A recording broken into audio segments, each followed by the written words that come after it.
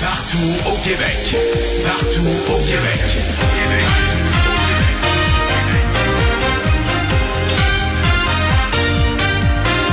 Au réseau Cogeco. Vous écoutez Fabi la nuit. Voici Jacques Fabi. Bon, je salue Michel, qui est chauffeur de camion, à qui je viens de parler au téléphone. Il me dit qu'il y a des trucs de cigarettes. Il y en a un, là, c'est à rue Wellington, à Verdun. Ah, ben, c'est pas mal moins loin que partir d'ici et d'aller faire un tour à Sherbrooke, même si j'aime beaucoup Sherbrooke. Et, ben, je vais aller voir ça. C'est à rue Wellington. Alors, merci, Michel, qui s'en va sur l'autoroute 87. Il arrive à l'autoroute 87. Alors, bonne route, monsieur Michel. J'ai pas demandé s'il partait ou s'il revenait. En tout cas, il est sur la route. Et, ben, c'est gentil d'avoir pris quelques instants pour nous téléphoner. Bon, il est 2h46. Ah, c'est mon ami Gary. Comment vas-tu, Jacques? Ça va comme c'est mené? Hey, Jacques, je pensais à ça durant la pause. Oui. La seule chose, je pense, que toi et moi, on n'a pas fait, c'est-à-dire non, la seule chose qui nous distingue vraiment, c'est la cigarette. Est-ce que vous fumez, M. Gary? J'ai jamais touché à ça, genre. Ah ben ça, c'est bien. Commencez pas. Puis le pire, c'est que... Mais moi, remarquez que c'est mon seul défaut, hein. Ouais, ben, c'est ce que j'allais dire, genre. Ouais, c'est mon seul défaut. Mais le pire, genre, c'est que mes parents, Denis et Mary, ont fumé toute leur vie. Ah oui? J'ai eu l'exemple de mes parents qui fumaient. Pourquoi? Est-ce qu'ils sont décédés, vos parents? Non, les deux vivent encore. Genre. Ah oui? Puis ils fument-tu encore? Ma mère fume encore. Elle est rendue à quel âge? 1935, un petit peu. 79 ans. 79 ans. Bon, on y demandera pas à 79 ans d'arrêter de fumer, hein? Non, sûrement pas. Ça changera pas grand-chose, hein? Non, sûrement pas. Puis comment est-elle? Parce que... en pleine forme. Ouais, bon, ben oui, elle n'a jamais été malade, jamais pris de pilule, puis elle est très, très bien. Vous savez, la cigarette, il y en a qui la supportent mieux que d'autres, hein? Ben, c'est ça, exactement. En tout cas, de toute façon, c'est de ça dont je voulais te parler, Jacques. C'est-à-dire, c'est pas de ça dont je voulais te parler cette nuit. Non, si vous voulez nous parler, enfin, je dis-tu, vous, enfin, vous vouliez nous parler du Canadien. Oui, Jacques, je voulais vous parler. Avec l'échange du siècle, encore une fois, aujourd'hui ou hier. Oh là là, c'est incroyable. Comme j'ai écrit sur mon Facebook, on s'est vraiment amélioré à l'offensive. On est allé chercher un marqueur de 3 buts en 44 matchs. Non, ça va nous aider quand même. Et tu sais qu'à Montréal, c'est tellement spécial. C'est vraiment le seul endroit au monde où on fait une émission de 4 heures pour un échange mineur, tu sais. Bon, on s'entend que c'est mineur, là, je comprends. Mais, tu sais, j'ai rien contre Raphaël Diaz, puis c'est un bon petit garçon et tout ça, mais écoute, c'est un défenseur ben ordinaire. Pourtant, l'an dernier, sur l'attaque à 5, je pense qu'il avait contribué à faire de l'attaque à 5 une des meilleures de la Ligue. L'an dernier, ou il y a 2 ans, là. Puis il avait obtenu, je sais pas combien de points, c'était un des meilleurs marqueurs de l'équipe. Mais c'est vrai que cette année, remarquez, il joue pas. Il peut pas obtenir de points. Mais je pense que on va encore s'améliorer, surtout physiquement, je pense. Oui, mais Jacques, n'oublie pas que Raphaël Diaz, à Vancouver, ne sera d'autre chose qu'un 6e ou 7e défenseur aussi. Ouais. Il deviendra pas le premier défenseur des Canucks de Vancouver demain matin. Là. Non, ça c'est on s'entend là-dessus. Là, il va pas devenir soudainement une superstar de la Ligue nationale. Là. Non. Tant qu'il y a celui que le Canadien a acquis, l'attaquant en question, parce qu'il faut le dire aux gens, c'est un attaquant. Ouais. Ailier droit, je pense, là, ou je pense qu'il est droitier. Moi, j'ai vu qu'il lançait de la droite. On va attendre. Pourquoi on peut attendre un peu, genre, quelques matchs avant de commencer à dire que Marc Bergevin est le pire directeur gérant de l'histoire?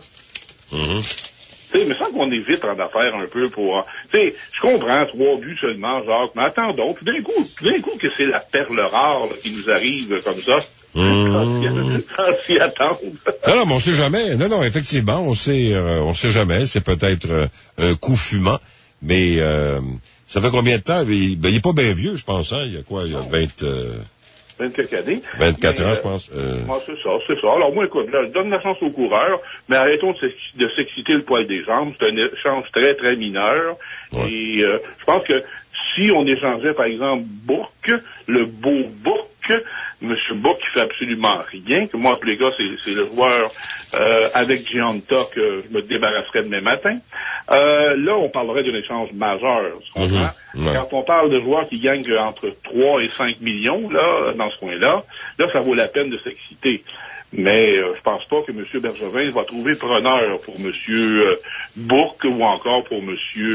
Gionta. Ouais. Mais on sait jamais, des fois, le changement d'air, ça peut faire du bien. Ça peut être vrai d'ailleurs pour on dit Dale Weiss. Comment on prononce son nom? Weiss? Moi, si j'étais un commentateur sportif, là, et si j'avais le prononcé sans avoir consulté sa mère ou son père, je serais plus tenté, genre, de l'appeler Weiss. Weiss. D'accord. En tout cas, il y a 25 ans, lui avait été, on dit que les Canucks l'avaient réclamé au ballottage. Alors, c'est pas les premiers qui rêvent en couleur, là. Alors, parce qu'il appartenait il y a pas longtemps aux Rangers de New York en 2011. Puis en plus, il coûte pas cher. Il coûte pas cher. J'aimerais bien ça envoyer son salaire. 750 000 par année. Mais ça, au hockey, hein, c'est comme une bagatelle. Là. Ben là, des pinottes. Exactement. Mais Jacques, ce soir, parce qu'on est mardi, oui. Le Canadien joue contre les Flames de Calgary. Oui. Mon ami Bob Hartley. Oui. Ça, c'est un gars, je sais pas, est-ce que tu as suivi un peu la carrière de Bob Hartley, Jacques? Ben, pas à ce point-là, là, quand même. Je sais qu'il a été entraîneur avec les... comment ça a commencé, lui? Avec Atlanta, entre autres, dans le temps? Oui, mais auparavant, il a gagné la Coupe Stanley avec l'Avalanche du Colorado. Oui, c'est vrai, oui. Et il a tout un parcours... tu sais que c'est un petit gars de Hawkesbury, oui. Ontario. Oui. Mais tout près de Cornwall. Oui. Et le chemin qu'il a parcouru avant d'arriver à la Ligue nationale, c'est assez spécial. Tu sais, on parle souvent des joueurs qui ont des parcours extraordinaires et qui atteignent la Ligue nationale, mais lui, comme entraîneur, faire ce qu'il a fait, parce qu'il n'est pas... OK, il y a un nom anglophone, le Bob Hartley, mais c'est un franco-ontarien. Oui. Et Ligue nationale, parler pas parfaitement, pas correctement anglais, faut le faire. Et il a fait son bonhomme de chemin. Oui, mais ça, c'est pas le premier. Il y a Michel Therrien aussi au début. Il y en a plusieurs. Mario Tremblay, puis tout ça, c'était pas des parfaits bilingues. Je suis d'accord, mais tu sais, ils en ont arraché, comme on dit. Bon, oui, c'est sûr. Même le Tigre. Mais en part ça, moi, je l'aimais bien comme commentateur. Je trouve que c'était un gars qui était un peu pince sans rire, Bob Hartley. Et il y a un certain sens de l'humour. Hein. Un certain, tu dis, Jacques, j'espère pour toi que tu le rencontres un jour. Tu vas, te connaissant les Bob Hartley, donc connaissant les deux, vous feriez tout un duo tous les deux, je te le dis, mon ami. Ah oui. Il y a un humour extraordinaire. Et tu sais qu'à Québec, tu connais Québec, où on attend une équipe de hockey, le retour des Nordiques. Oui, dans la semaine des 4 jeudis, oui. Oui, dans à peu près 702 ans. Oui. Mais tu sais qu'à Québec, et ça, c'est pas dit méchamment, bien sûr. Non. Mais il y en auront pas d'équipe avant ben des années. Tout de même, Bob Hartley est celui qui avait été nommé le plus souvent pour être le premier coach de l'histoire du retour du hockey à Québec. Ben, ça, on sait jamais.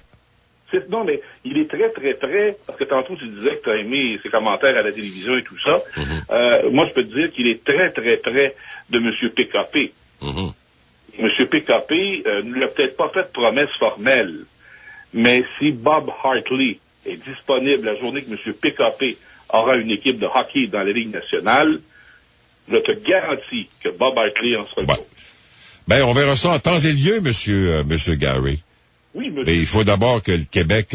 Mais là, on n'en parle tellement pas. Vous savez, quand on en parle beaucoup, des fois, il se passe rien. Mais là, je trouve qu'on en parle de moins en moins. Alors peut-être que dans le fond, ça négocie et qu'il y a peut-être une ouverture quelque part du côté de la Ligue nationale. Honnêtement, j'en ai aucune idée. Mais j'espère, moi, parce que m'ennuie tellement de ça, la rivalité entre Québec et Montréal. Bon, il y a eu quelques ratés, il y a eu quelques exagérations à un moment donné. Mais règle générale, hein, un match Québec, moi je me souviens de ça comme c'était hier, un match Québec-Montréal, c'était un bonheur total pour les amateurs de hockey, là.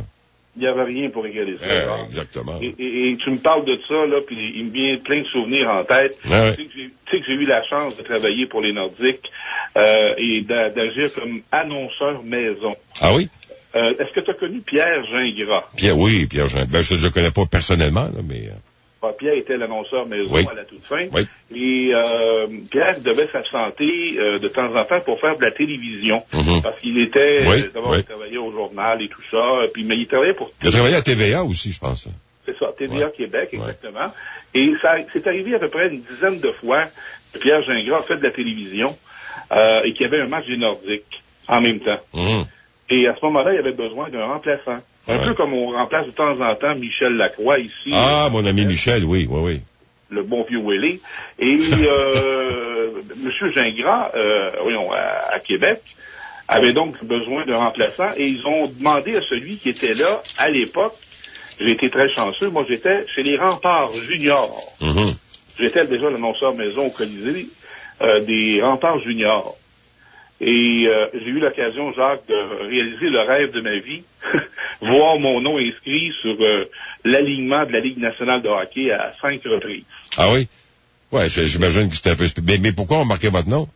Ben, sur l'alignement, on marque le nom de tous les officiels mineurs. Ouais. Et les arbitres, les juges de but, ainsi de suite, et l'annonceur maison. Y compris l'annonceur. Exactement. Ah, ben, c'est une belle marque quand même. Non, mais c'est gentil de leur part. Oui. Et j'ai gardé ça en souvenir. C'est vraiment spécial. Tu sais, tu dis, mon nom est inscrit sur un alignement de la Ligue nationale à 5 reprises. Puis c'était dans le temps de Wayne Gretzky en plus, imagine-toi.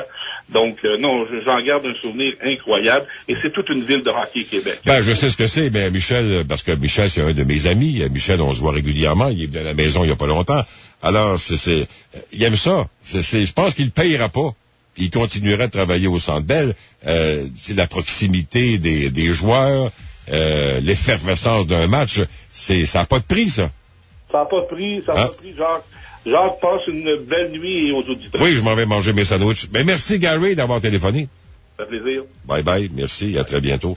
Voilà, c'est tout, chers amis. On se laisse là-dessus, sur cette note nostalgique et sportive. Alors, merci d'avoir téléphoné, encore une fois, très nombreux. On se reprend demain. Demain, on commence la tribune téléphonique un petit peu plus tôt, vers minuit et quart à peu près. Merci.